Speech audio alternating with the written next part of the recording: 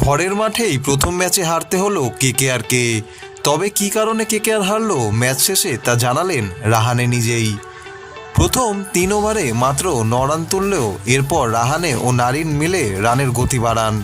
রাহানে দুর্দান্ত ব্যাটিং করে অর্ধশতরান করেন, কিন্তু দুজনেই অল্প ব্যবধানে আউট হয়ে যান, আর এতেই ম্যাচের মোড় ঘুরে যায়। রাহানে স্বীকার করলেন, এখানেই ম্যাচ আমাদের হাত থেকে বেরিয়ে গেছে।